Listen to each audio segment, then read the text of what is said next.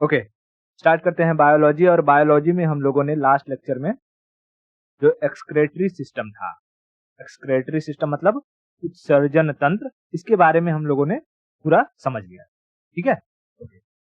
अच्छा, चलो हम थोड़ा सा क्विक रिवीजन करेंगे। उसके बाद हम लोग आज जो नर्वस सिस्टम होता है यानी तंत्रिका तंत्र, बहुत इंपॉर्टेंट है। इसमें हम लोग ब्रेन के बारे में, स्पाइनल कॉर्ड के बारे में, ठीक है, फिर कुछ डिजीजेस होते हैं जैसे स्किज़ोफ्रेनिया वगैरह क्या होता है, इन सब के बारे में समझेंगे इसमें।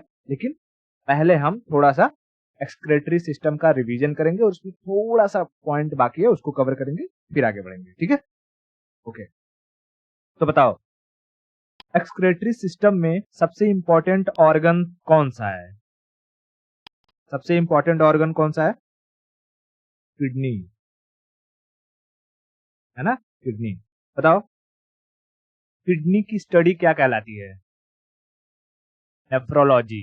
Very good, study of kidney nephrology. और डॉक्टर को नेफ्रोलॉजिस्ट, नेफ्रोलॉजिस्ट। अच्छा, ये जो नेफ्रॉन होते हैं, नेफ्रॉन, ये किसके अंदर पाए जाते हैं? इसके अंदर मेडुला के, मेडुला, मेडुला का स्ट्रक्चर कैसा होता है? पिरामिडल शेप का होता है ना, ओके। अच्छा, जो मेडुला होता है, मेडुला के जो बीचों बीच मसल्स पाए जाते हैं जो मेडुला को जोड़ते हैं, उन मसल्स को हम क्या कहते हैं? कॉर्टेक्स, कॉर्टेक्स, ठीक है। अच्छा, जब हम इनसाइड द नेफ्रॉन देखेंगे तो नेफ्रॉन में हमें दो स्ट्रक्चर देखने को मिलते हैं। कौन कौन से? ग्लोमेरुलस और बोमेन। बोमेन क्या होता है? वो कैप्सूल होता है, और बोमेन के अंदर हमें ग्लोमेरुलस देखने को मिलते हैं। किडनी का काम क्या होता है? ब्लड से अनवांटेड केमिकल्स को एब्जॉर्ब करना और उसे ब्लैडर में स्टोर करना, ताकि ब्लैडर जो यूरेथ्रा है, यूरेथ्रा के थ्रू वो पेशाब के जरिए बाहर निकाल दे। ठीक है, अच्छा बताओ, हम लोग के अंदर बॉडी में, हमारे बॉडी में क्या, बॉडी के अंदर से मतलब बाहर पेशाब के जरिए यूरिया निकलता है या अमोनिया निकलता है? यूरिया निकलता है। हमारे बॉडी में बनता क्या है? हमारे बॉडी में बनता है अमोनिया। लेकिन उस अमोनिया को यूरिया में कौन कन्वर्ट करता है? अगर मैं पूछूं, अमोनिया को यूरिया में कौन कन्वर्ट करता है? ये करता है हमारा लीवर, हमारा लीवर। ठीक है, अच्छा, अब यहां मैं क्यों ये सवाल पूछ रहा हूं? बताया हुआ था, जाहिर सी बात है। तो जितने भी एनिमल्स, बर्ड्स या कोई भी स्पीसीज जो अपने बॉडी से यूरिया बाहर निकालते हैं ना, जो अपनी बॉडी से यूरिया बाहर निकालते हैं, उन्हें हम यूरियोटेलिक एनिमल्स कहते हैं। क्या कहते हैं? पहली चीज हमें क्या याद रखनी है? Ureotelic animals. इन्हें कहेंगे यूरियोटेलिक एनिमल्स ऐसे एनिमल, ऐसे प्राणी, ऐसे जीव जंतु जो अपने शरीर से एक्सक्रेशन के फॉर्म में यूरिया बाहर निकालते हों। क्या? यूरिया बाहर निकालते हों। अच्छा, कौन आएगा यूरियोटेलिक एनिमल्स में? कौन आएंगे? पहले बात तो इंसान। इंसान क्या है? मैमल्स की कैटेगरी में आते हैं। तो जितने भी मैमल्स है ना, मैमल्स, वो किस में, वो कौन से एनिमल्स में आएंगे? कौन सी कैटेगरी में? Ureotelic, ureotelic. कुछ बर्ड्स होते हैं, ठीक है, कुछ बर्ड्स, बर्ड्स भी होते हैं जो यूरियोटेलिक होते हैं। इसमें याद रखना, जो मुर्गी होती है ना, मुर्गी, चिकन हो गया, डक हो गया, इनकी अगर कहीं पोल्ट्री फार्म रहेगा तो वहां से गुजरोगे तो एक अजीब सी स्मेल आती है। तो स्मेल किसकी रहती है? यूरिया की रहती है। तो बर्ड्स में चिकन, चिकन एंड डक्स, ये याद रखना, ये भी क्या है? यूरियोटेलिक एनिमल्स है। ठीक है, यूरियोटेलिक एनिमल्स है। उसी तरीके से कुछ रेप्टाइल्स हैं, reptiles, not all reptiles but some reptiles are ureotelic. जैसे इनमें से याद रखना, क्रोकोडाइल हो गया या टर्टल, टर्टल, ठीक है, टर्टल्स या और क्रोकोडाइल, क्रोकोडाइल, ये कैसे हैं? ये यूरियोटेलिक हैं, यूरियोटेलिक हैं। ठीक है, उसके बाद जो हमारा मेंढक होता है, एम्फीबियंस में मेंढक, फ्रॉग, फ्रॉग, फ्रॉग भी क्या है? यूरियोटेलिक है। फ्रॉग भी यूरियोटेलिक है। ठीक है, यूरियोटेलिक का मतलब समझ में आ रहा है ना? हाँ, ऐसे जीव जंतु जो अपनी बॉडी से जो अपनी बॉडी से एक्सक्रेशन के थ्रू यानी उत्सर्जन के थ्रू यूरिया बाहर निकालते हैं। लेकिन कुछ ऐसे एनिमल्स हैं जो यूरिया ना निकाल के डायरेक्ट अमोनिया बाहर निकालते हैं। क्या निकालते हैं? अमोनिया। तो जो एनिमल्स अमोनिया को अपने बॉडी से बाहर निकालते हैं उन्हें हम अमोनोटेलिक कहते हैं। क्या कहते हैं? Ammonotelic animals. ठीक है, अमोनोटेलिक एनिमल्स। अच्छा, कौन कौन से एनिमल्स इसमें आ जाते हैं? ये अमोनिया बाहर निकालते हैं अपने बॉडी से। तो देखो, जो मछलियां होती हैं, फिश, मछलियां अपनी बॉडी से जो है अमोनिया बाहर निकालती हैं। ठीक है, अब मैंने बताया कि भाई मछलियों में सारी मछलियां नहीं, जैसे कि अगर हम ये बात करें वेल्स, हाँ, डॉल्फिन्स, तो ये सब तो मैमल्स के अंदर आएंगे। तो क्या ये सब वेल्स हो गए, डॉल्फिन्स हो गए, ये सब अमोनिया बाहर निकालेंगे? नहीं, वो यूरिया बाहर निकालेंगे। ठीक है, तो याद रखना यहाँ पर मैमल्स की कैटेगरी में जो भी आएगा वो यूरिया निकालेगा। बाकी जो फिश होते हैं वो अपनी बॉडी से अमोनिया को बाहर निकालते हैं। ठीक है, उसी तरीके से जो रेप्टाइल्स होते हैं,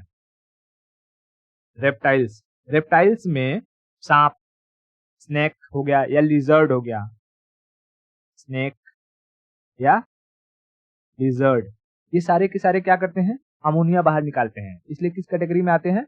अमोनियोटेलिक एनिमल्स की कैटेगरी में आते हैं। उसी तरीके से जितने इंसेक्ट होते हैं, कीड़े मकोड़े, इंसेक्ट्स, जैसे कि चींटी हो गई, मक्खी हो गई, हाँ, बीटल्स हो गए, है ना, ये सारे के सारे इंसेक्ट भी अमोनियोटेलिक होते हैं। ठीक है, ये अपनी बॉडी से क्या निकालते हैं? डायरेक्टली अमोनिया निकालते हैं। उसके बाद कुछ बर्ड्स भी हैं, कुछ बर्ड्स। कौन से बर्ड्स? पेंगुइन का नाम सुना? पेंगुइन, पेंगुइन क्या है? बर्ड्स है। ठीक है, सी बर्ड होता है एक, इसमें दो याद रखना, एक होता है सी बर्ड और एक होता है पेंगुइन। पेंगुइन, ठीक है, पेंगुइन्स, ये दोनों क्या है? अमोनियोटेलिक एनिमल्स हैं। अमोनियोटेलिक एनिमल्स हैं। इतना क्लियर हुआ? तो हमने दो टाइप के एनिमल्स, एक्सक्रेटरी सिस्टम के बेसिस पर दो तरीके के एनिमल्स के बारे में देखा, यूरियोटेलिक और अमोनोटेलिक। यूरियोटेलिक और अमोनोटेलिक। यूरोटेलिक में मोस्टली याद रखना ये मैमल्स, ठीक है, मैमल्स। और जो अमोनोटेलिक है उसमें याद रखना ये फिश, क्योंकि ये पूछता है। क्लियर है?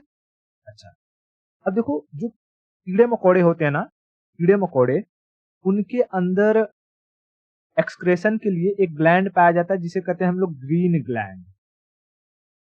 क्या कहते हैं उन्हें? Green gland, green gland. अब देखो, पूछेगा कि ग्रीन ग्लैंड किस में पाया जाता है? पहला ऑप्शन रहेगा ट्री। लोग पेड़ को देख करके समझ लेते हैं अरे हाँ हाँ उनमें ग्रीन ग्लैंड पाया जाता होगा, लेकिन पेड़ पौधों में ग्रीन ग्लैंड नहीं पाया जाता है। ग्रीन ग्लैंड पाया जाता है इंसेक्ट्स में, इंसेक्ट्स, कीड़े मकोड़े। इसका एग्जांपल दे दूं, जैसे अर्थवॉर्म देखा है, अर्थवॉर्म, अर्थवॉर्म अपने ग्रीन ग्लैंड के जरिए अपना एक्सक्रेशन करता है, जो मिट्टी निकालता है ना वो ग्रीन ग्लैंड के जरिए निकालता है। उसी तरीके से लीच हो गए, लीच, लीच, लीच, लीच भी क्या है? उसके पास भी ग्रीन ग्लैंड होता है। उसी तरीके से स्नेल जो हो गए, स्नेल, स्नेल भी अपने ग्रीन ग्लैंड के जरिए अपने जो वेस्ट मटेरियल है वो बाहर निकालता है। अच्छा, क्या पेड़ पौधे भी अपने वेस्ट मटेरियल को बाहर निकालते हैं? हाँ, निकालते हैं। जैसे कुछ कुछ पेड़ पौधे होते होंगे, देखते होगे ना कि अगर जैसे मैं पेड़ बनाता हूँ, ठीक है, ये पेड़ है और इसकी ये टहनी है, इस टहनी पे अगर तुम ऐसे ऐसे खुरच दो, ठीक है, तो कुछ टाइम बाद देखोगे इस टहनी जहाँ खुरचे हो वहां पर ऐसे ऐसा गोंद की टाइप कुछ निकल कर आ जाता है, गोंद टाइप। तो जो गोंद टाइप निकल के आ रहा है, लासा जिसको हम कहते हैं, लासा, ये क्या है? ये एक तरीके का वेस्ट मटेरियल ही है। समझ में आ रहा है? एक तरीके का वेस्ट मटेरियल है। तो पेड़ पौधे भी एक्सक्रेशन करते हैं। कुछ कुछ पेड़ पौधे होते हैं जिनके डंठल को या पत्तियों को तोड़ो तो उनके अंदर से दूध निकलता है, वो क्या है? एक तरीके का, वो है एक्सक्रेशन ही है। समझ में आ रहा है? तो हालांकि ये पेड़ पौधे नहीं पूछता है। अब ये दो चीजें याद रखना, कौन कौन सा? यूरियोटेलिक एनिमल्स क्या होते हैं और अमोनोटेलिक एनिमल्स क्या होते हैं। उसके बाद ग्रीन ग्लैंड किन में पाया जाता है। क्लियर है? बहुत बढ़िया। चलो अब हम आते हैं अपने नर्वस सिस्टम यानी तंत्रिका तंत्र। ठीक है, मैं यहां लिखता हूं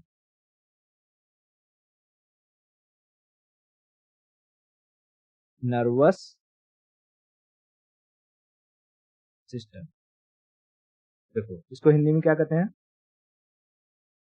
तंत्रिका तंत्र। अब देखो मैंने बार बार पढ़ाया है, चाहे अब तक हम लोग चाहे डाइजेस्टिव सिस्टम पढ़े हों, रेस्पिरेटरी सिस्टम पढ़े हों, एक्सक्रेटरी सिस्टम पढ़े हों, जब भी हम सिस्टम की बात करते हैं तो हमारे दिमाग में अब तक आ जाना चाहिए कि इसमें एक से अधिक ऑर्गन्स का इन्वॉल्वमेंट होगा इस प्रोसेस में, इसलिए इसे हम सिस्टम कह रहे हैं। ठीक है, तो नर्वस सिस्टम में एक से अधिक ऑर्गन्स का इन्वॉल्वमेंट है और इसका काम क्या होता है? हमारे पूरी बॉडी को कंट्रोल करना। हमारी बॉडी कैसे काम कर रही है, हम कैसे बोल रहे हैं, कैसे देख रहे हैं, क्या सुन रहे हैं, किसी ने हमें थप्पड़ मार दिया है, हमारे आंसू निकल रहे हैं, हम खुश हैं, हम दुखी हैं, हर एक चीज को कंट्रोल कौन करता है? हमारा नर्वस सिस्टम यानी तंत्रिका तंत्र। समझ में आ रहा है? तंत्रिका तंत्र। तो नर्वस सिस्टम कितने टाइप के होते हैं? तो देखो नर्वस सिस्टम मेनली 3 टाइप के होते हैं। कौन कौन से? एक को हम कहते हैं सेंट्रल नर्वस सिस्टम, दूसरे को हम कहते हैं स्टेट नहीं बे, पेरिफेरल नर्वस सिस्टम, और तीसरे को हम कहते हैं ऑटोनॉमस नर्वस सिस्टम। ठीक है, ऑटोनॉमस नर्वस सिस्टम। बताओ नर्वस सिस्टम कितने टाइप के? 3। कौन कौन से? Central, peripheral, autonomous. जैसे होती है ना, अगर मैं पूछूं कि गवर्नमेंट कितने टाइप के होते हैं, तुम बता दोगे फटाक से कि गवर्नमेंट 2 टाइप के, एक तो है सेंट्रल गवर्नमेंट, एक है स्टेट गवर्नमेंट। सेंट्रल गवर्नमेंट पूरे देश को कंट्रोल करता है, स्टेट गवर्नमेंट हर स्टेट को कंट्रोल करता है। उसी तरीके से हमारी बॉडी भी है ना? हमारी बॉडी को कुछ होंगे जो हमारे हाथ पैर को कंट्रोल करेंगे, कुछ होंगे जो हमारे आंख कान को कंट्रोल करते होंगे, है ना? तो इसी तरीके से हमारी पूरी बॉडी को कंट्रोल करने के लिए 3 तरीके के नर्वस सिस्टम होते हैं, जिसमें से 2 इंपॉर्टेंट होते हैं, एक सेंट्रल और पेरिफेरल। अगर जबकि हमें इसमें समझना रहता है, पता है कौन सा? सिर्फ सेंट्रल, क्योंकि सेंट्रल समझ गए तो पेरिफेरल और ऑटोनॉमस में कुछ है ही नहीं। ठीक है, तो बताओ नर्वस सिस्टम कितने टाइप के? 3। कौन कौन से? सेंट्रल, पेरिफेरल और ऑटोनॉमस। सेंट्रल, पेरिफेरल और ऑटोनॉमस। अब देखो ये जो सेंट्रल नर्वस सिस्टम है ना, इसमें हमें 2 चीजों के बारे में पढ़ना है, एक ब्रेन मस्तिष्क, और दूसरा होता है हमारा स्पाइनल कॉर्ड। स्पाइनल कॉर्ड समझ में आया? क्या क्या पढ़ना है? सेंट्रल नर्वस सिस्टम में हमें ब्रेन और स्पाइनल कॉर्ड, इन 2 चीजों के बारे में पढ़ना है। Are you getting my point? बताओ नर्वस सिस्टम कितने टाइप के? 3। कौन कौन से? Central, peripheral and autonomous. Central, peripheral and autonomous. Central nervous system में हमें क्या पढ़ना है? ब्रेन के बारे में और स्पाइनल कॉर्ड। ब्रेन मतलब मस्तिष्क और स्पाइनल कॉर्ड मतलब मेरू रज्जू, है ना? जो हमारे स्पाइनल जो ये होता है, क्या कहते हैं, हमारा मेरुदंड जो होता है, ये हड्डियां जो होती हैं, हड्डियां, है ना? हड्डियों के बीच में से जो नसें जाती हैं, उन्हें हम क्या कहते हैं? मेरू रज्जू। बैकबोन के अंदर जाने वाली नसों को हम कहते हैं स्पाइनल कॉर्ड। ठीक है, और ये हड्डी जो होती है उसे हम क्या कहते हैं? बैकबोन। हड्डी में तो हमने सारा चीज अच्छे से पढ़ लिया है कि कितनी हड्डियां होती हैं, सर्वाइकल क्या होता है, टेल बोन क्या होता है, सब कुछ पढ़ लिया है। तो यहाँ हमें उसके बारे में कुछ डिस्कशन नहीं करना है, हमें पढ़ना है स्पाइनल कॉर्ड के बारे में। ठीक है, ओके। अब देखो पेरिफेरल में क्या आएगा? सेंट्रल तो समझ में आ गया कि हाँ हमें सेंट्रल में ये 2 चीजें पढ़नी है। पेरिफेरल में क्या आएगा? तो पेरिफेरल में हमें ब्रेन और स्पाइनल कॉर्ड से निकलने वाली नसों को जोड़कर पढ़ना पड़ेगा। ठीक है, यानी हमें नर्व्स, ये जो नसें है ना, ब्रेन की नसें और स्पाइनल कॉर्ड की नसें, इन दोनों को अगर हम मिला देते हैं तो वो एक सिस्टम बनाता है जिसे हम कहते हैं पेरिफेरल नर्वस सिस्टम। ठीक है, पेरिफेरल नर्वस सिस्टम ब्रेन की नसों को प्लस स्पाइनल कॉर्ड की नसों को एक साथ पढ़ना कहलाता है peripheral nervous system. Peripheral nervous system. मैं जब ब्रेन पढ़ाऊंगा तो बताऊंगा कि इसमें कितनी जोड़ी नसें पाई जाती हैं, है? और स्पाइनल कॉर्ड में कितने पेयर्स ऑफ नर्व्स पाई जाती हैं। उसके बाद आता है ऑटोनॉमस। ऑटोनॉमस का मतलब क्या है, पहले बताओ। नर्वस सिस्टम का काम क्या है, हमारी बॉडी को कंट्रोल करना। और ऑटोनॉमस का मतलब है जो हमारी बॉडी को कंट्रोल ही न कर रहा हो। ठीक है, जब हमारी बॉडी पर किसी का भी कंट्रोल ना हो, ना तो ब्रेन का हो ना तो स्पाइनल कॉर्ड का हो, तो उस सिस्टम को हम कहते हैं ऑटोनॉमस नर्वस सिस्टम, यानी नो कंट्रोल ऑफ ब्रेन और स्पाइनल कॉर्ड। मैं बताऊंगा कि ये कौन से सिचुएशन में होता है कि जब ब्रेन और स्पाइनल कॉर्ड दोनों ही समझ नहीं पाते हैं कि हमें किसे कंट्रोल करना है, और उस स्थिति में हमारे बॉडी के साथ क्या होता है। ठीक है, तो हम ऑटोनॉमस जब डिस्कस करेंगे तो अच्छे से समझ लेंगे, समझेंगे हम लोग कि किसी किसी को भूत प्रेत क्यों दिखाई देते हैं। समझ में आ रहा है? बहुत मस्त चैप्टर है ये, तंत्रिका तंत्र नर्वस सिस्टम, उसको एकदम अच्छे से पढ़ना। बताओ नर्वस सिस्टम कितने टाइप, 3। कौन कौन से? Central, peripheral, autonomous. Central, peripheral, autonomous. Central में क्या पढ़ना है हमें? Brain, spinal cord, brain, spinal cord.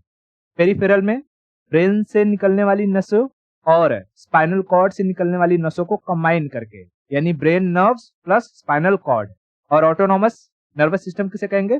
जब हमारी बॉडी पर किसी का कंट्रोल ना हो, यानी न हमारे ब्रेन का कंट्रोल न हमारे स्पाइनल कॉर्ड का कंट्रोल, तब उसे हम कहेंगे autonomous nervous system. Body autonomous हो चुकी है ना? चलो शुरू करें। ओके, चलो हम स्टार्ट करते हैं। सेंट्रल नर्वस सिस्टम, उसमें भी ब्रेन के बारे में हम पढ़ेंगे पहले। सेंट्रल नर्वस सिस्टम, ठीक है, central nervous system. Central nervous system में भी हम किसको स्टार्ट करेंगे? पहला हमारा है ब्रेन। हिंदी में क्या कहते हैं इसको? मस्तिष्क। ठीक है, ब्रेन यानी मस्तिष्क, ब्रेन यानी मस्तिष्क। अच्छा, देखो ब्रेन के बारे में डिटेल पढ़ने से पहले हम इसके कुछ बेसिक्स को समझते हैं। ठीक है, हम इसके किसको समझेंगे? बेसिक्स को। उसके लिए मैं थोड़ा सा पहले ये इमेज ले लेता हूं।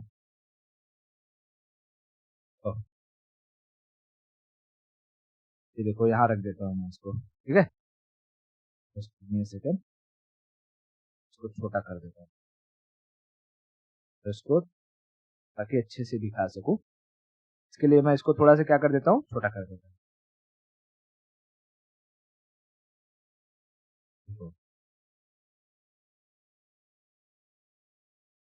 ब्रेन के बारे में हमें बेसिक्स क्या समझना है? तो देखो, क्या लगता है आपको कि ये जो दिखाई दे रहा है ये ब्रेन है? नहीं, ये ब्रेन नहीं है।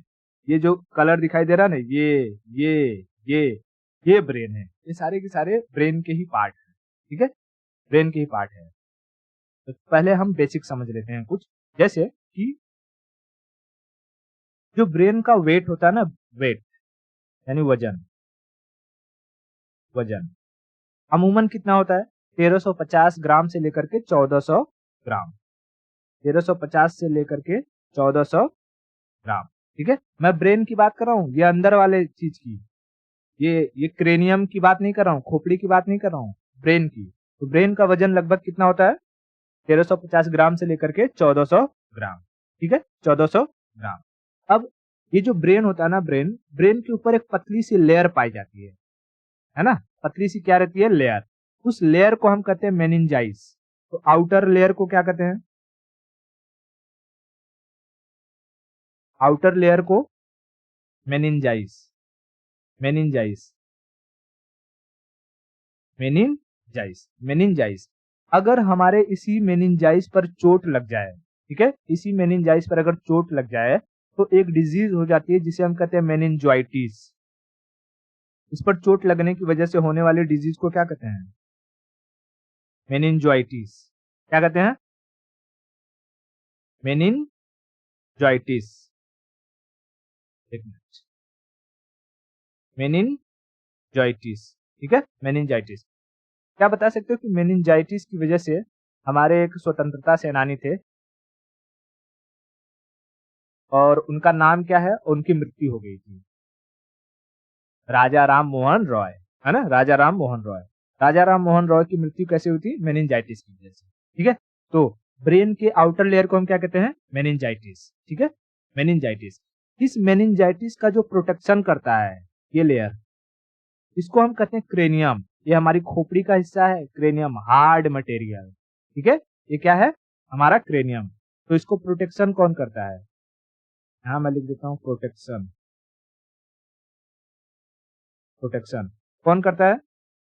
क्रेनियम यानी कपाल। क्रेनियम यानी कपाल। अब मैंने हड्डी में वगैरह में पढ़ाया था कि क्रेनियम में कितनी हड्डियां होती है, ठीक है। ओके, तो प्रोटेक्शन करता है क्रेनियम, प्रोटेक्शन करता है क्रेनियम। अच्छा, हमारी ब्रेन से कुल कितनी नसें निकली होती हैं? अच्छा, नसों के बारे में पढ़ने से पहले ये बताओ कि ब्रेन के अंदर जो सेल होते हैं, सेल, उन सेल को क्या कहते हैं हम लोग? ब्रेन किससे मिलकर बना होता है ना? Neuron cell. Very good, neuron cell. सबसे लंबी जो सेल होती है वो होती है हमारी तंत्रिका तंत्र की सेल, न्यूरॉन सेल, है ना। तो सेल चैप्टर में अच्छे से हमने पढ़ा हुआ था इसको। ओके, इन्हीं न्यूरॉन से मिलकर के क्या बनता है? हमारा पूरा का पूरा ब्रेन बनता है। क्या न्यूरॉन सेल में ये सेंट्रोसोम पाए जाते हैं? सेंट्रोसोम जो सेल डिवीजन करने का काम करते हैं? नहीं, सेंट्रोसोम नहीं पाया जाता है। इसीलिए जब कभी भी अगर हमारे ब्रेन में चोट लगती है और कोई भी पार्ट डैमेज होता है ना, तो रिपेयर नहीं हो पाता है। और जो, क्योंकि हमारा ब्रेन है, ये हमारे बॉडी के हर एक चीज को क्या करता है? कंट्रोल करता है। इसीलिए अगर इसमें से कोई भी पोर्शन डैमेज हुआ ना, तो हमारी बॉडी का कोई ना कोई पार्ट काम करना बंद कर देता है। क्यों? क्योंकि हमारी बॉडी से आने वाला सिग्नल ब्रेन के उस पार्ट तक पहुंचता ही नहीं है और ब्रेन हमें रिस्पॉन्स करता ही नहीं कुछ कि हमारा हाथ उठाना है, पैर चलाना है या क्या करना है। समझा? तो इस अगर न्यूरॉन सेल में कुछ गड़बड़ी होती है तो ये ठीक नहीं हो सकता है। क्यों? क्योंकि इनके अंदर सेंट्रोसोम नहीं पाए जाते हैं, ठीक है। देखो, गिलियल सेल होता है, उस गिलियल सेल में 10% जो है सेंट्रोसोम होते हैं, वो अलग कंसेप्ट है गिलियल के बारे में। लेकिन हम अगर न्यूरॉन की बात करते हैं तो न्यूरॉन में सेंट्रोसोम नहीं पाए जाते हैं। इसलिए अगर ब्रेन में कोई भी डैमेज होता है तो हमारी बॉडी का कोई ना कोई हिस्सा काम करना बंद कर देता है, ठीक है। ओके, अब बताओ कि हमारे ब्रेन में कितनी नर्व्स, जोड़ी नसें पाई जाती है? नर्व्स, देखो, ब्रेन की ना कुल 12 जोड़ी, 12 पेयर ऑफ नस होती हैं। 12 पेयर, 12 पेयर का मतलब 24 नसें। 24 इंपॉर्टेंट नसें हैं जो हमारी बॉडी को कंट्रोल करने का काम करती हैं, ठीक है। इन्हीं नसों के जरिए हमारी बॉडी का क्या होता है? कंट्रोल होता है, सिग्नल होता है, सिग्नल एक दूसरे से ट्रांसमिट होता है और रिस्पॉन्स मिलता है। तो ब्रेन में कुल कितनी जोड़ी नसें पाई जाती हैं? 12 जोड़ी, यानी 12 pair of nerves found in brain, ठीक है। बताओ, मस्तिष्क का वेट कितना है? ब्रेन का वेट 1350 से 1400 ग्राम। आउटर लेयर को क्या कहते हैं? मेनिनजाइस। मेनिनजाइस में चोट लगने से होने वाली डिजीज मेनिनजाइटिस। हमारे मेनिनजाइस की प्रोटेक्शन कौन करता है? क्रेनियम। क्रेनियम, ठीक है, क्रेनियम। उसके बाद ब्रेन में पाए जाने वाले cell, neuron cell. Neuron cell, brain में कितनी जोड़ी नसें? 12 जोड़ी नसें, 12 जोड़ी नसें, ठीक है। अच्छा, ये जो ब्रेन है, मैं इसको रिमूव कर देता हूँ थोड़ा। ये जो ब्रेन है हमारा, ब्रेन में इन नसों के जरिए जो सिग्नल पहुंचता है, उस सिग्नल को ट्रांसमिट करने में एक एलिमेंट का बहुत इंपॉर्टेंट रोल होता है, उसको हम कहते हैं सोडियम। एलिमेंट क्या है? Na, यानी सोडियम। सोडियम, ये सोडियम क्या करता है कि सिग्नल को फास्ट ट्रांसमिशन में हेल्प करता है, ठीक है। सिग्नल ट्रांसमिशन, ठीक है, सिग्नल ट्रांसमिशन। और हमें सोडियम मिलता कहां से है? तो हमें नमक से, NaCl, नमक खाने से। इसलिए हम हर खाने में अपना क्या करते हैं? नमक डालते हैं। और हमें रोज सोडियम की जरूरत पड़ेगी। अगर हम खाने में नमक न डालें और बिना नमक वाला खाना खाएं तो हमारे ब्रेन को जो सिग्नल ट्रांसमिट करने के लिए एलिमेंट की जरूरत है वो पूरी मिलेगी नहीं, और जो ब्रेन से बॉडी तक सिग्नल आता जाता है ना, उसमें प्रॉब्लम आने लगेगी। और जब भी हमारे बॉडी से और ब्रेन का कनेक्शन टूटता है तो इंसान बेहोश हो जाता है। ठीक है, तो आप धड़ाधड़ गिरना शुरू हो जाओगे। ठीक है, तो सोडियम क्या काम करता है इसमें? सोडियम सिग्नल ट्रांसमिशन में हेल्प करता है। ठीक है, सिग्नल ट्रांसमिशन में हेल्प करता है।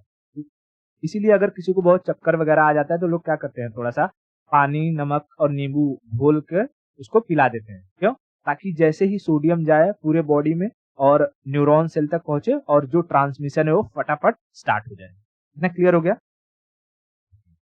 अब देखो हमारा जो ब्रेन है, हमने क्या क्या देख लिया अभी। हमने इसमें देखा वेट, आउटर लेयर, प्रोटेक्शन कौन करता है, सेल का क्या नाम है, नर्व्स कितनी पाई जाती हैं, और इन नर्व्स में सिग्नल ट्रांसमिशन के लिए कौन सा एलिमेंट हेल्पफुल होता है, सोडियम होता है। अब हमारा जो ब्रेन होता है ना, ब्रेन कितने टाइप में डिवाइड होता है। ठीक है, इसका डिवीजन कितना होता है, यानी ब्रेन में कितने पार्ट्स होते हैं। तो देखो ब्रेन के जो मेनली 3 पार्ट होते हैं। कौन कौन कितने पार्ट होते हैं? 3। कौन कौन से? एक को हम कहते हैं अग्र मस्तिष्क, दूसरा कहते हैं मध्य मस्तिष्क, इंग्लिश में भी लिखूंगा, टेंशन मत लो। अग्र मस्तिष्क, मध्य मस्तिष्क और पश्चिम मस्तिष्क। अग्र मस्तिष्क को हम लोग कहते हैं फोर ब्रेन। ठीक है, मध्य मस्तिष्क को हम कहते हैं मिड ब्रेन, मिड मतलब मध्य, मिड ब्रेन, और पश्चिम मस्तिष्क को हम कहते हैं हिंड ब्रेन, ठीक है, हिंड ब्रेन। तो बताओ ब्रेन कितने पार्ट में डिवाइडेड होता है? मेनली 3 पार्ट में। कौन कौन से? फोर ब्रेन, मिड ब्रेन और hindbrain. Forebrain, midbrain और hindbrain. Are you getting my point? याद रखो अब यहीं से हमारे तंत्र की शुरुआत हो रही है। अभी तक ये हमने बेसिक्स देखा। ठीक है, ये हमने क्या देखा? बेसिक्स। अब बताओ पार्ट कितने हो गए? 3। कौन कौन से? फोर ब्रेन, मिड ब्रेन और hindbrain. Forebrain, midbrain और हिंड ब्रेन। ठीक है, देखो मैं इसको ले लेता हूं यहां, इसको देखो ये दिखाई दे रहा है। ओके, देखो ये जो कलरफुल दिखाई दे रहा है ना, जैसे कि ये वाला सेक्शन और ये वाला सेक्शन, अब हम इसको क्या करते हैं, बीच से ऐसे डिवाइड कर देते हैं, बीच से ऐसे डिवाइड कर देते हैं। ठीक है, ओके, क्योंकि दोनों में सिमेट्रिक है। जो स्ट्रक्चर हमें यहाँ देखने को मिलेगा वही वहां भी देखने को मिलेगा। ठीक है, अब देखो इसमें ये जो नंबर 1 है, नंबर 1 जो दिखाई दे रहा है, इसे हम कहते हैं हमारा फोर ब्रेन, यानी अग्र मस्तिष्क, अग्र मस्तिष्क। उसके बाद ये नंबर 2 दिखाई दे रहा है, नंबर 2, इसे हम कहते हैं मिड ब्रेन। ठीक है, मिड ब्रेन यानी मध्य मस्तिष्क। और ये जो नंबर 3 है, इसे हम कहते हैं हिंड ब्रेन यानी पश्चिम मस्तिष्क। समझ में आया? मोटे मोटे तौर पे अभी देखो, अभी हम इसके अंदर इंटरनल घुसेंगे, अभी बहुत सारा टाइप हमें समझ में आएगा। ठीक है, तो पहला ये क्या है? फोर ब्रेन, दूसरा मिड ब्रेन, और तीसरा क्या है? Hind brain, hind brain. तो ब्रेन का मोटा मोटा पार्ट समझ में आ गया कि नहीं? हाँ, फोर, मिड और हिंड।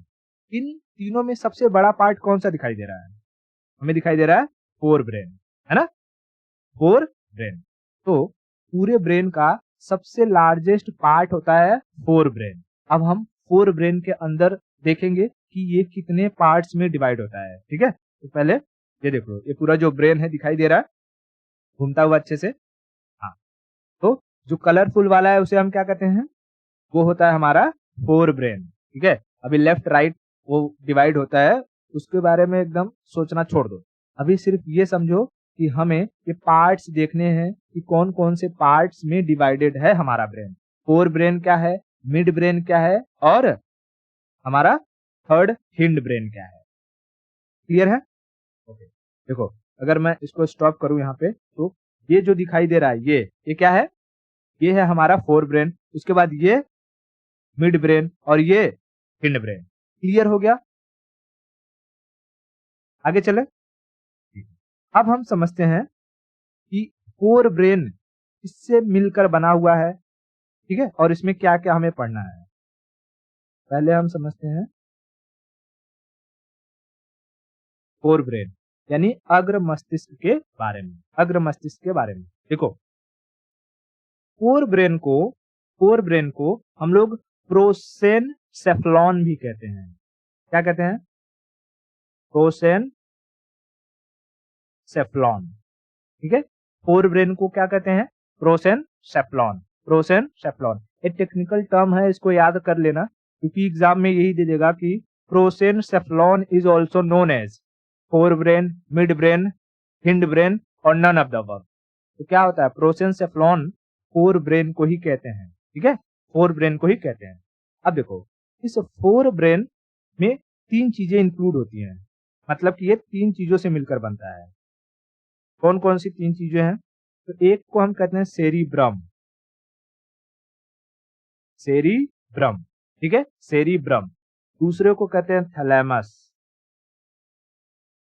थैलेमस, और तीसरे को कहते हैं हाइपोथैलेमस, हाइपोथैलेमस, ठीक है। बताओ, फोर ब्रेन कितने भागों में डिवाइडेड है? तीन भागों में। कौन कौन से?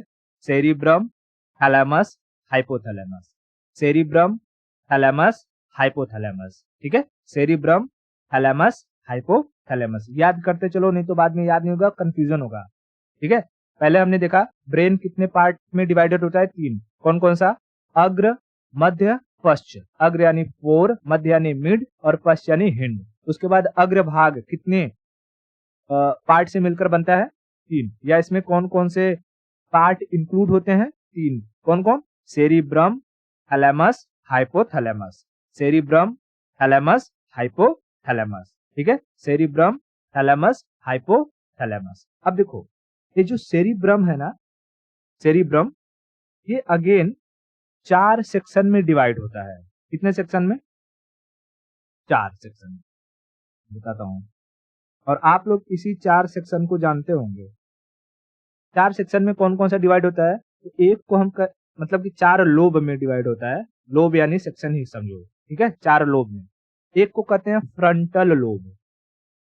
क्या कहते हैं? Frontal lobe. दूसरे को कहते हैं पैराइटल लोब। पैराइटल लोब दिखाऊंगा मैं, अभी टेंशन मत लो। Parietal lobe. तीसरे को कहते हैं occipital lobe. Occipital lobe, occipital lobe. और चौथे को कहते हैं temporal lobe. Temporal lobe, temporal lobe, समझ में आया? टेम्पोरल लोब, ऑसिपिटल, थोड़ी सी गड़बड़ होगी। ऑसिपिटल लोब, ऑसिपिटल लोब, समझ में आया? आपको यही पता रहा होगा कि फ्रंटल लोब ब्रेन के चार पार्ट होते हैं, frontal lobe, parietal lobe, occipital lobe, temporal lobe. नहीं भाई, ये तो फोर ब्रेन के सेरिब्रम का ही पार्ट है। Frontal, parietal, occipital, temporal. Frontal, parietal, occipital, temporal. समझ में आया? बताओ, फोर ब्रेन के कितने हिस्से? तीन। Cerebrum, thalamus, hypothalamus. Cerebrum, thalamus, hypothalamus. Cerebrum, thalamus, hypothalamus. Cerebrum में कितने लोब यानी कितने सेक्शन? सेरिब्रम में कितने सेक्शन? चार। कौन कौन से? फ्रंटल, पैराइटल, ऑसिपिटल, टेम्पोरल, ठीक है, फ्रंटल, पैराइटल, ऑसिपिटल, टेम्पोरल। ये जो सेरिब्रम है ना, ये फोर ब्रेन का सबसे बड़ा हिस्सा यही होता है। लगभग 66% हिस्सा, 2/3 हिस्सा यही होता है। थैलेमस ये थोड़ा सा बड़ा होता है, हाइपोथैलेमस एकदम छोटू सा होता है, ठीक है। मैं अभी स्ट्रक्चर में दिखाऊंगा वो कहां पर कौन कौन से हैं। इतना क्लियर हुआ? बताओ, अभी इनके फंक्शन भी समझेंगे हम। फोर ब्रेन के कितने पार्ट? तीन। कौन कौन से? Cerebrum, thalamus, hypothalamus. Cerebrum, thalamus, hypothalamus. Cerebrum कितने सेक्शन में डिवाइडेड है यानी कितने लोब? चार है। कौन कौन से? Frontal, parietal, occipital, temporal, frontal, parietal, occipital, temporal. ठीक है, फ्रंटल, पैराइटल, ऑसिपिटल, टेम्पोरल। इतना क्लियर हुआ? ओके, चलो इसको देखना है, देख लेते हैं। तो देखो, ये देखो यहाँ पे ये पूरा का पूरा जो सेक्शन है, ये क्या है हमारा? ये है हमारा पूरा फोर ब्रेन का सेरिब्रम। ठीक है, सेरिब्रम। और इस सेरिब्रम के 4 हिस्से कौन कौन से, मैं अलग अलग कलर से करता हूं। देखो, जो आगे हमारा दिखाई देता है, आगे ये है हमारा फ्रंटल लोब। ठीक है, फ्रंटल लोब। उसके बाद बीच में होता है, बीच में होता है हमारा पैराइटल लोब। ठीक है, तो ये है हमारा पैराइटल लोब। ठीक है, उसके बाद उसके पिछू आएगा, पिछू साइड में वो हो जाएगा हमारा ऑसिपिटल लोब। दिखाई दे रहा है ना? दूसरा कलर ले लो, कोई बात नहीं, दूसरा कलर ले लेता हूं, ब्लैक। ठीक है, ये हो गया ऑसिपिटल लोब।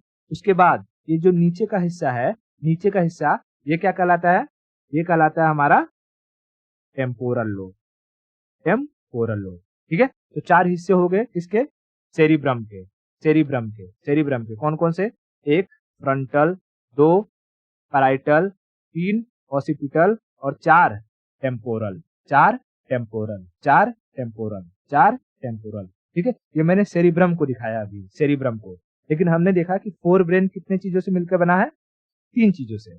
कौन कौन से? सेरिब्रम, थैलेमस और हाइपोथैलेमस। सेरिब्रम, थैलेमस और हाइपोथैलेमस। अब हम थैलेमस और हाइपोथैलेमस को भी देख लेते हैं, है ना? थैलेमस और हाइपोथैलेमस को देख लेते हैं, उसके बाद हम समझेंगे एक एक के फंक्शन को। ठीक है, तो देखो, अगर मैं कहूं कि ये जो यहां से, ठीक है, ये जो यहां से, ये जो मैं मार्किंग कर रहा हूं, देखो, ठीक है, एक मिनट मैं इसको मार्क कर देता हूं। यहाँ ये पूरा का पूरा क्या है? ये पूरा का पूरा है हमारा, मार्क कर दो ऐसे, ये। ठीक है, ये पूरा का पूरा क्या है?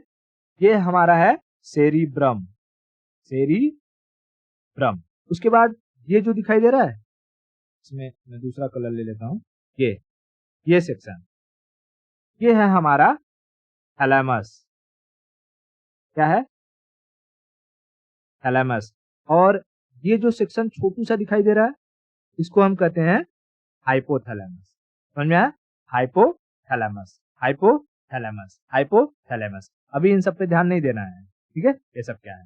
हाइपोथैलेमस। तो समझ में आया? सेरिब्रम, फ्रंट जो हमारा फोर ब्रेन है, आगे का ब्रेन, उसके कितने पार्ट? 3, सेरिब्रम, थैलेमस और हाइपोथैलेमस। सेरिब्रम, थैलेमस और हाइपोथैलेमस। पहले हम इनका एकदम सेक्शन अच्छे से याद कर लो। बताओ, सेरिब्रम कितने लोब? सेरिब्रम के 3। कौन कौन से? एक हो गया ये हमारा फ्रंटल लोब, फ्रंटल लोब। दूसरा हो गया पैराइटल लोब, पैराइटल लोब। तीसरा हो गया ये ऑसिपिटल लोब, ऑसिपिटल लोब। और चौथा ये वाला सेक्शन है, ये, इसको हम कहते हैं, क्या कहते हैं? Temporal lobe.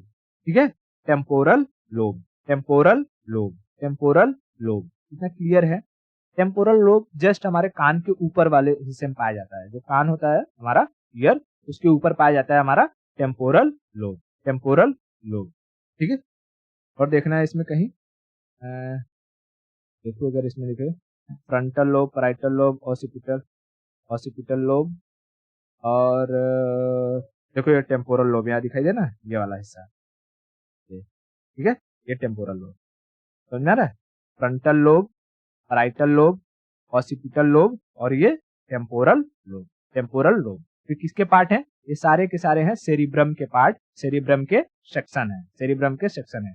फोर ब्रेन में बताओ, फोर ब्रेन, फोर ब्रेन कितने चीजों से मिलकर बनता है? 3, सेरिब्रम, थैलेमस, थैलेमस और हाइपोथैलेमस। अभी लग रहा होगा कि मैं बार बार क्यों रिपीट कर रहा हूं, तो बार बार रिपीट नहीं करूंगा तो कंफ्यूज हो जाओगे कि ब्रेन में हमें पढ़ना क्या है।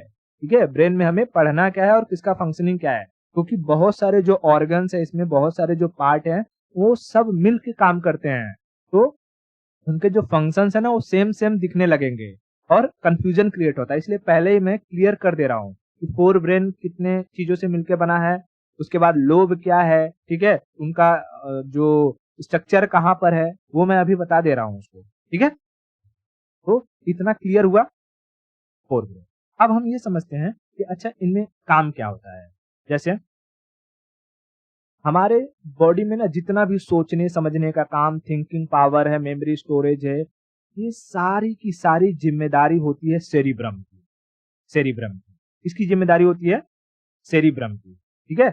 सेरिब्रम सेरिब्रम में अब देखो ये frontal lobe, parietal lobe, occipital lobe, temporal lobe, ये सब मिलजुल के काम करते हैं। जैसे कि कोई अगर हमें प्रॉब्लम कुछ दे दिया गया, जैसे 2+2 कितना होता है 4, तो प्रॉब्लम सॉल्विंग के लिए फ्रंटल लोब वाला सेक्शन काम करना शुरू कर देता है। उसके बाद किसी ने हमें टच किया तो हमें पता चल जाएगा किसी का बॉडी गर्म है या ठंडा है, तो टच और टेम्परेचर को सेंस करने का काम कर देता है पैराइटल लोब कर देता है। उसके बाद हम कोई चीज देखते हैं तो विजुअल जो चीजें देखते हैं, हमारी आंखें जो देखती हैं, उसका इंफॉर्मेशन को प्रोसेस करने का काम ऑसिपिटल करता है, ठीक है। और टेम्पोरल क्या करता है, जो हम चीजें सुनते हैं, जैसे मैं बोल रहा हूँ आप सुन रहे हो, तो सुनने का काम, जैसे मैं बोल रहा हूँ वो पढ़ा रहा हूँ तो आपको लग रहा है हाँ मैं टेम्पोरल टेम्पोरल बोल रहा हूँ, तो प्रोसेसिंग करने का काम करता है कौन, ये टेम्पोरल लोब। तो ऑसिपिटल विजुअल करने का काम करता है, विजुअल चीजों को प्रोसेसिंग करने का। टेम्पोरल जो है वो जो ऑडियो है उसको प्रोसेसिंग करने का। फ्रंटल जो है ये हमारी logical problem solving, decision making और जो लॉजिक होता है उनको कंट्रोल करता है। उसके बाद जो पैराइटल होता है, पैराइटल ये हमारे टेम्परेचर वगैरह को, टच वगैरह को, सेंस को जो है क्या करता है, बताता है, ठीक है। तो अगर किसी का जो सेरिब्रम है, सेरिब्रम ये अगर स्ट्रांग है, ये प्रॉपरली काम कर रहा है, तो उसकी आईक्यू अच्छी होगी, उसकी रीजनिंग अच्छी होगी। समझ में आ रहा है? हाँ। और सेरिब्रम को अगर अच्छा रखना है, मजबूत रखना है ना, तो अपने दिमाग पे कभी भी एक ही तरह की चीजें मत सोचो, हमेशा दिमाग को इन्वॉल्व रखो अलग अलग चीज करने के लिए, ठीक है। कभी जैसे कि बायो पढ़ लिया, बायो में उसको क्या इमेजेस है उसको बार बार बनाओ, उसके बाद उसको विजुअलाइज करो, उसके बाद मैथ के कुछ चीजें सॉल्व करो, फिर हिस्ट्री पढ़ लो, पॉलिटी पढ़ लो। अलग अलग चीजों के बारे में पढ़ोगे, अलग अलग क्यूरियोसिटी रखोगे, तो तुम्हारा जो सेरिब्रम है वो मजबूत रहेगा, और सेरिब्रम मजबूत रहेगा तो तुम्हारा जो दिमाग है वो अच्छे से काम करेगा। तो सेरिब्रम का काम समझ में आ गया। सारी की सारी लॉजिकल रीजनिंग सब कुछ जो मेमोरी वगैरह है, स्टोरिंग है, वो सब कुछ कहाँ रहता है, हमारे सेरिब्रम के द्वारा कंट्रोल होता है। उसके बाद जो थैलेमस होता है ना, थैलेमस थैलेमस क्या करता है, ये हमें जो आउटर हमारे सेंसेस होते हैं ना उनको बताता है। जैसे किसी ने उनको चाटा मारा तो बाहर से समझ में आएगा ना कि हाँ मुझे चाटा मारा है। किसी ने तुम्हें धीरे से टच किया तो उसको समझ में आएगा, अच्छा हाँ किसी ने धीरे से टच किया है, ठीक है। तो जितनी भी आउटर इंफॉर्मेशन होती है, आउटर इंफॉर्मेशन ये कौन देता है, आउटर इंफॉर्मेशन थैलेमस, ठीक है। थैलेमस आउटर इंफॉर्मेशन को कंट्रोल करता है, ठीक है, आउटर इंफॉर्मेशन को कंट्रोल करता है। लेकिन जो हाइपोथैलेमस होता है ये इनर इंफॉर्मेशन को कंट्रोल करता है। जैसे कि हमें भूख लगी है, भूख क्या हमें बाहर से पता चलती है, नहीं, भूख को कंट्रोल कौन करेगा या भूख लगा है इस बारे में ब्रेन को बताएगा कौन, हाइपोथैलेमस, ठीक है, हाइपोथैलेमस। फिर हमें मन करेगा कुछ खाना खाने को, प्यास लगेगी, प्यास लगेगी तो कौन बताएगा, हाइपोथैलेमस। हम गुस्सा हो जाएंगे, एंगर, एंगर को कौन कंट्रोल करेगा, हाइपोथैलेमस। लव, लव को कौन कंट्रोल करेगा, हाइपोथैलेमस। समझ आ रहा है? तो ये जो हाइपोथैलेमस होता है ना, ये बहुत जल्दी एक्टिवेट हो जाता है। इसको एक्टिवेट होने में सिर्फ 7 सेकंड लगते हैं, 7 सेकंड। और एक बार हाइपोथैलेमस एक्टिवेट हो गया ना, तो ये हमारे ब्रेन के अदर फंक्शंस को ढीला छोड़ देता है। मतलब कि हमारे ब्रेन का ना दूसरा पार्ट अच्छे से काम ही नहीं कर पाता है। इसलिए अगर जैसे हम किसी खूबसूरत चीज को देख रहे हो और उस पर हमारा पूरा मन आ गया कि अरे यार क्या बढ़िया खूबसूरत चीज है ना, तो हमारा हाइपोथैलेमस एक्टिवेट हो गया, क्योंकि इसको एक्टिवेट होने में सिर्फ 7 सेकंड लगते हैं। 7 सेकंड में जैसे ही एक्टिवेट होता है, बाकी ब्रेन अदर चीज, अदर थिंकिंग हमारी बंद हो जाती है। हमें ये समझ में नहीं आएगा कि मैं जिस चीज को देख रहा हूँ हो सकता है उठ के आकर के मार दे, थूर दे, कूट दे, है, वो सब नहीं सोचेगा, वो सिर्फ देखते रहेगा, हाँ हाँ बढ़िया, मजा आ रहा है, मजा आ रहा है। समझ आ रहा है? तो हाइपोथैलेमस हाइपोथैलेमस क्या करता है, हमारे इनर इंफॉर्मेशन को कंट्रोल करता है, जिसमें एंगर, लव, घृणा, प्यार, द्वेष, भूख, प्यास, ये सारी की सारी चीजों को कंट्रोल करने का काम हाइपोथैलेमस का होता है। और थैलेमस आउटर इंफॉर्मेशन को कंट्रोल करता है, जैसे किसी ने तुम्हें गाली दी दिया, या किसी ने तुमको पीट दिया, किसी ने तुमको टच कर दिया, ये सारी की सारी इंफॉर्मेशन कैरी कौन करता है, थैलेमस करता है। तो फोर ब्रेन के बारे में समझ में आ गया। फोर ब्रेन फोर ब्रेन के कितने हिस्से, 3। कौन कौन से, cerebrum, thalamus, hypothalamus, cerebrum, thalamus, hypothalamus, ठीक है। और इनके फंक्शन भी मैंने समझा दिया अच्छे से, ठीक है। तो आज के लिए हम इतना रखते हैं, और बाकी की जो स्टोरी है, चाहे मिड ब्रेन है और उसके बाद हिंड ब्रेन है, उन सबको हम नेक्स्ट लेक्चर में समझेंगे।